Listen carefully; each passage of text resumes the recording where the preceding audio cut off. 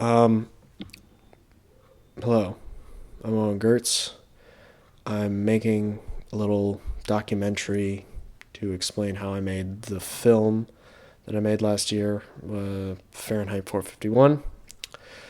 It's going to be broken up into several different parts, all explaining exactly how I did those aspects of the film and how I made it for no money and in 2 months.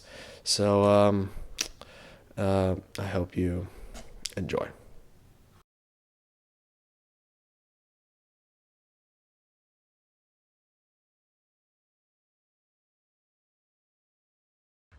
This is the window where I shot the first shot of the film, and I basically just got down below the thing and shined a light to act like fire, and then I composited fire in and made it look like real.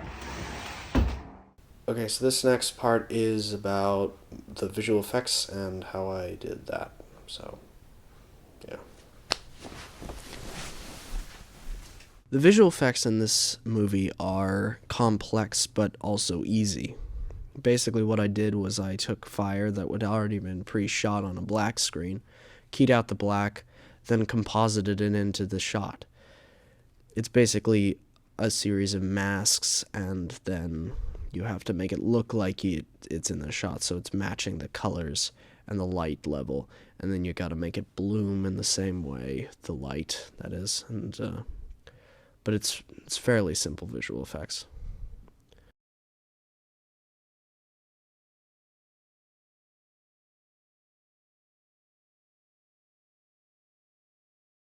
All right, so next is cinematography, and yeah, I'm just gonna be basically explaining one of my favorite scenes.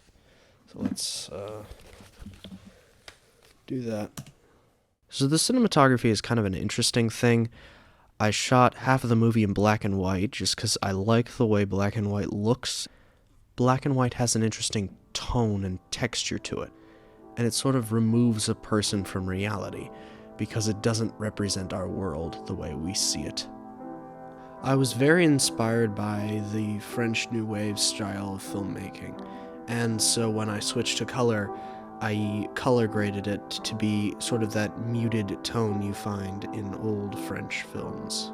I used color in this film to show Montag's progression through his realization that his world is flawed. I mainly shot this film on a 35mm lens, which on a 35mm sensor provides what an accurate representation of what the human eye sees. But the last scene I shot on a 50mm lens, which compresses the environment around a person, making it appear closer than it actually is. In this scene, which is my favorite scene, I shot it with only one light at the center of the frame. Then, as you can see, the camera keeps panning back and forth to each character. The characters aren't in the same shot, and this kind of communicates that they aren't on the same level, basically saying that they're opposing each other. I also shot this on a profile shot because traditionally profile shots are used when a confrontation is happening. Then I cut midway through to this shot. This is my favorite shot of the entire film.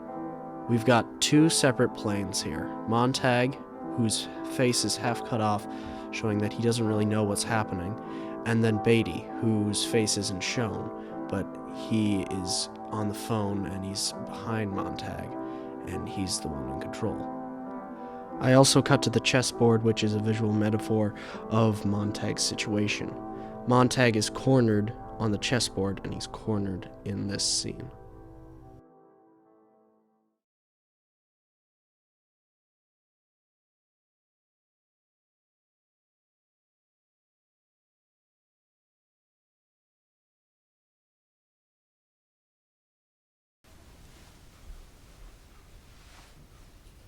So this next section is about how I crafted the world of a science fiction book written in the 1950s, without any money.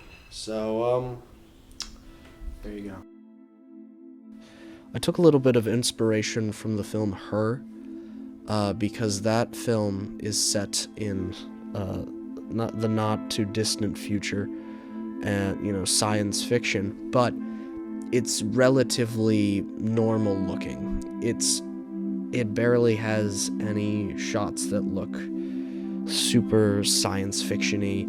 It has a couple different technology, but it's really about the world building that the director creates rather than the actual grand sweeping shots.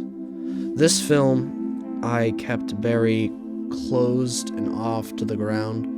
There's almost no movement of the camera. It's very static, this film, and I just showed this world normally. There are some scenes in which I used props that don't exist in our world. I basically just used some props that look different.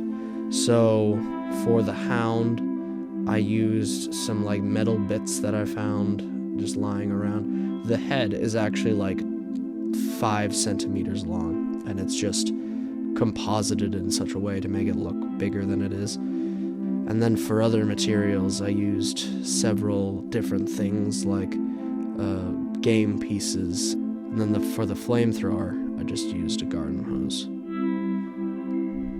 It's all about the way you shoot it. And now, because Graham wanted to say something, here's Graham.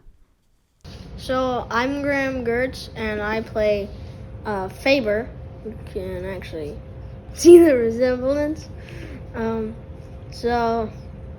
I really enjoyed Faber because he has the mustache. I've never gotten to play a person that has a mustache, and that was really fun. So probably the most difficult scene for me was at the table when Montag was showing Faber this book, because there was a lot of lines. And also the setting, we were actually on ski vacation, so I wasn't really familiar with the setting, so that was difficult, but it was really, really fun.